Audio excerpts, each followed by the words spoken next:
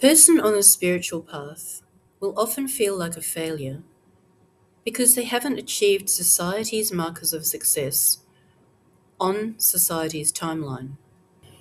But often this doesn't mean that they're a failure. It means that they have a different set of parameters for success and they're operating on a different timeline.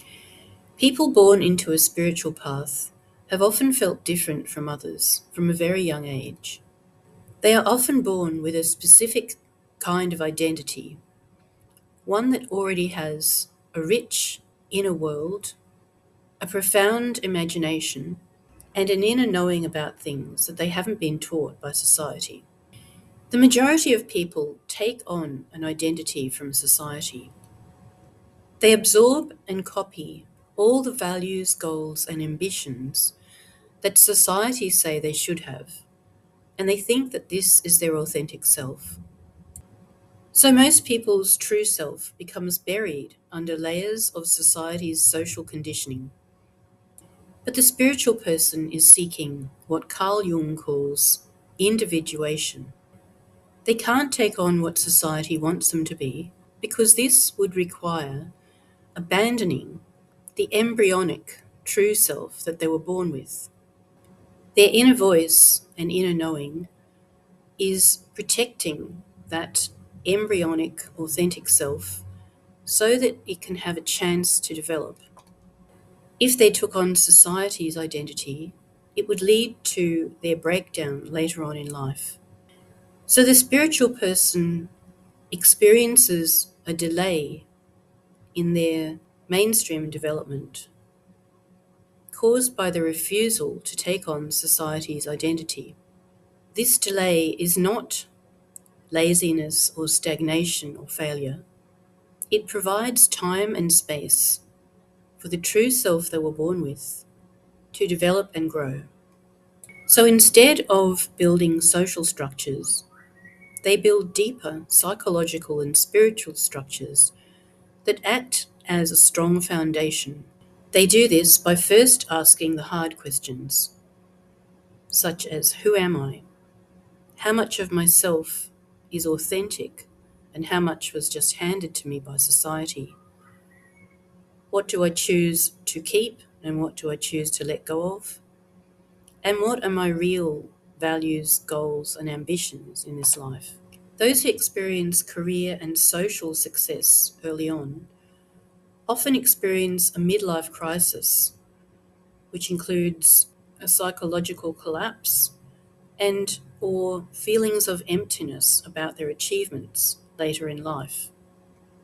But when you evolve along the spiritual journey, you experience this crisis early in life, experiencing confusion, self-doubt, and the loneliness of not fitting in.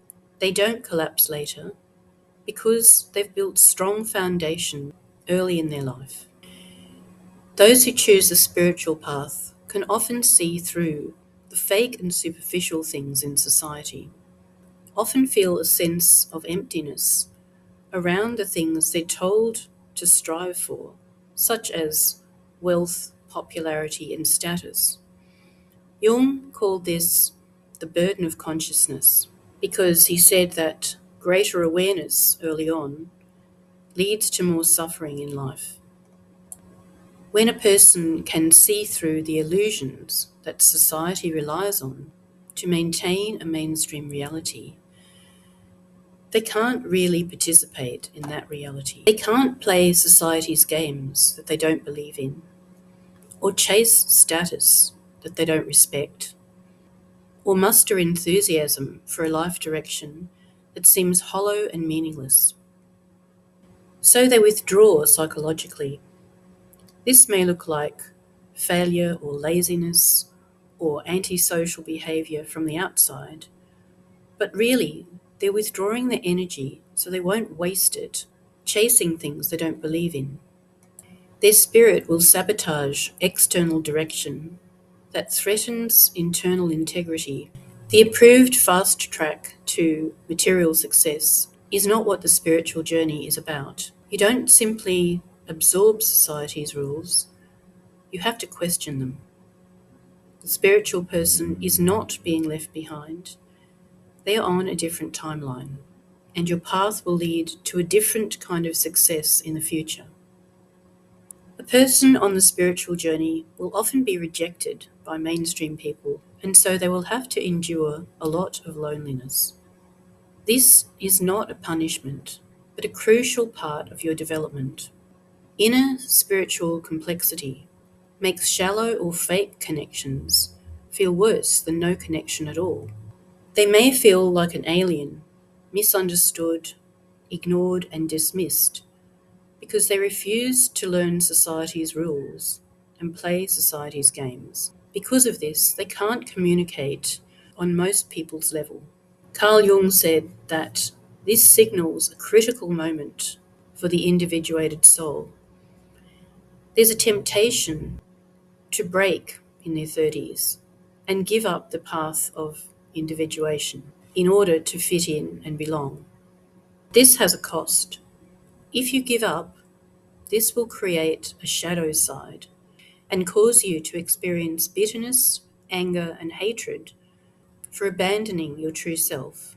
But if you stay strong and continue to evolve, you'll eventually reach a place where you stop defining yourself by society's approval and validation. You stop looking for external success and start to look inward to your own inner knowing and wisdom. This leads to a shift where you are awakened. You experience an internal change with more clarity, self-trust, and self-respect for the depth that you've built. You develop stronger connections with your inner spirit and outer spirit guides, and your intuition and inner knowing increase. You stop asking who you should be and start enjoying who you actually are. Because your foundations were built on internal work, they have a strong quality that borrowed identities don't have. You have more stability, and you know that you're not alone because you start to receive guidance from your wise spirit guides. This will lead to more joy and increased energy as you finally start to accept yourself on your own terms. You can live your life on your own terms because you finally experience alignment with the outer world and your inner world. This emergence comes later in life because there's a lot of hard work that you've done along your journey. Your life now belongs to you, and the world ultimately needs this. There's a lot of deception in the world right now, and so people who have inner integrity and develop that contribute something really valuable to the world, to the collective consciousness. So everything before this point was preparation for a different kind of life that is not measured by society's success or timeline. So I hope you found this helpful and interesting. Wherever you are in the world, I wish you love and courage on your journey, and I'll see you next time. Take care and bye for now.